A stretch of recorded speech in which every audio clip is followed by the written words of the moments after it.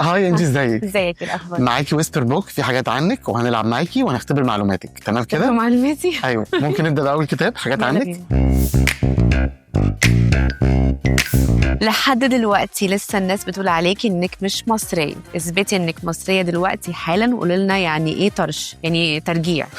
لا اسمع، لا بيقول لك ده حاجه طرش. يعني حاجه ترجيع، لا لا مش تنبيه، حد بيغششها حاجه جامده جدا. بالظبط، برافو عليك، كلمه جديده ضافت للقاموس اهي. الحمد لله. اللي بعد، بتاكلي كنتاكي وكشري عادي ومش بتمنعي نفسك من حاجه. السؤال هنا، محافظه على وزنك ازاي؟ مين قالك ان لسه طالبه كنتاكي من كام يوم؟ شفتي بقى، انا عارفين. مين قالك؟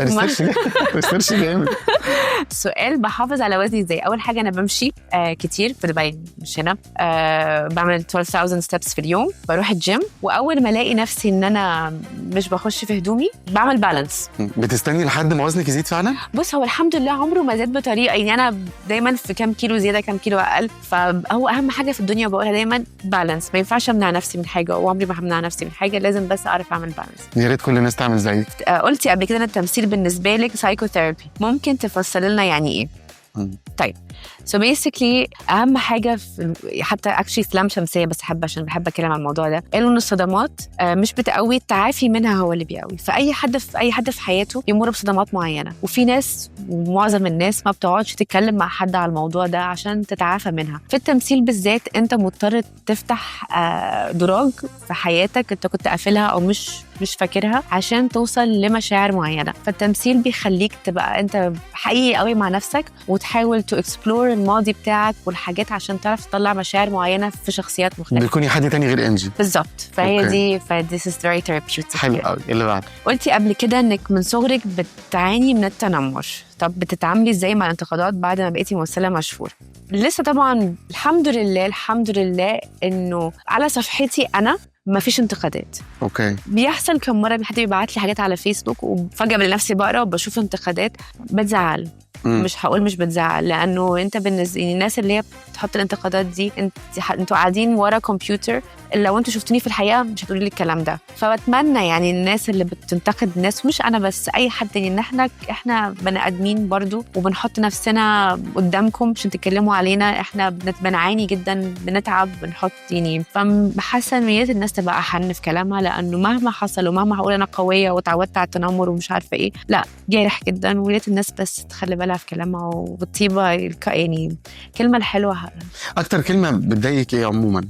او بتقلك بتتضايقي؟ لاني في التمثيل لو حد قال يعني حتى في مره اتحط فيديو انه هي ام وعندها عيال، روحي ربي عيالك، تشتغلي ليه؟ يعني عارف، في حاجات كده بتضايق. لو في التمثيل لو حد قال ما بتعرفش تمثل بتضايق. لو في الكلام ما بتعرفش تتكلم، يعني حسب كل حاجه، بس يعني في كلام جارح كتير. يا ريت كل الامهات زيك اصلا. يا ربنا يخليك. شكرا. انت اللي جريتي ورا جوزك وضربتي بحبك.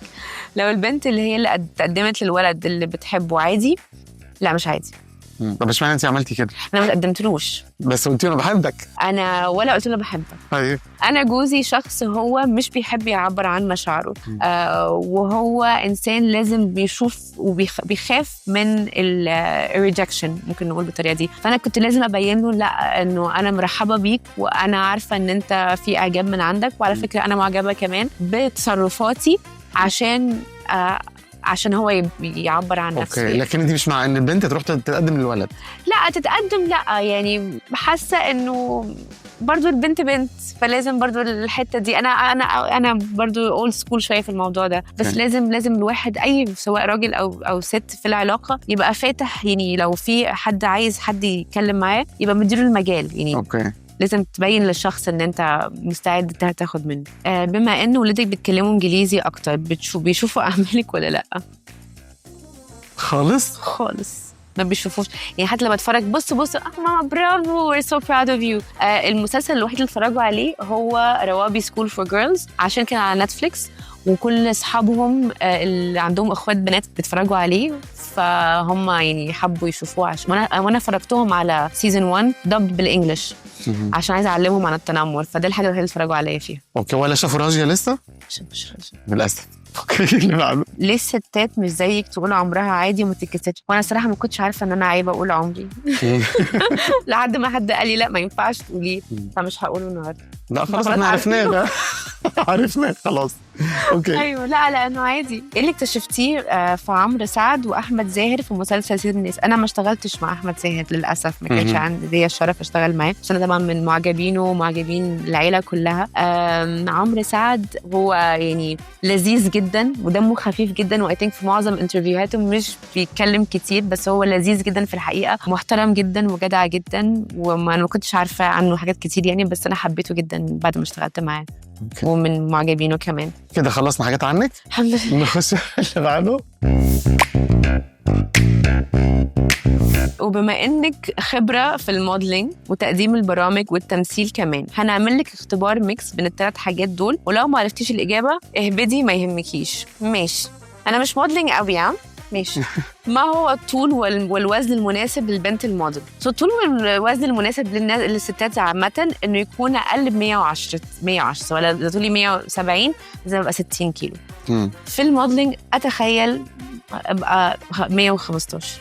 لا 120. لا الطول في الموديلنج. الموديلنج لا قصدي يكون اقل الوزن. لا الموديلنج الطول الكات ووك موديل above 176 and above. صح. اوكي. عين. الوزن لا طبعا. الوزن 55 52 50. صح 50 52 صح. اوكي. اللي بعد. 2 عارضات ازياء مصريات. فكري وممثلوا ومشاهير. هغششك. بليز.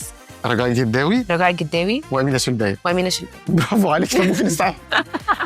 قولي لي 3 مذيعين مثلوا. يا دي النيلة ده صعب ده. ماشي. 3 مذيعين مثلوا. انجي كيوان.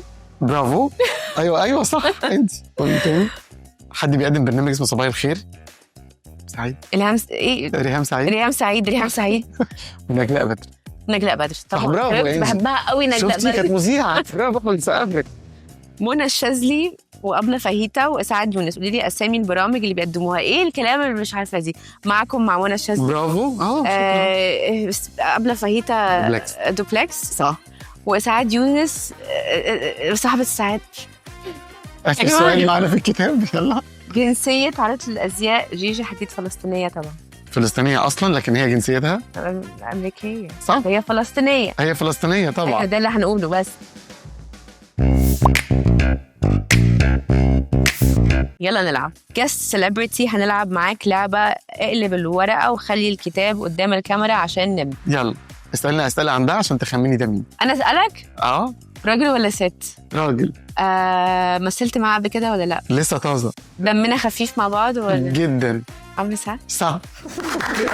اللي بعده على طول. يلا. راجل ولا ست؟ راجل. مثلت معاه قبل كده ولا لا؟ مش عارف. أنا بس مش عارف. ممثل جامد جدا. ممثل جامد جدا. كبير ولا صغير؟ كبير. عمل ايه اخر اعماله؟ اقول لك اشهر اعماله. الفيل الازرق. كريم عبد العزيز. لا كان معاه طلع عفريت. خالد الصاوي. صح. راجل ولا ست؟ ست. مثلت معاها قريب ولا لا؟ لا. ايه اخر اعمالها او اشهر اعمالها؟ اخر اعمالها سيد الناس. انجي كيوان؟ لا. ريم مصطفى. انجي المقدم.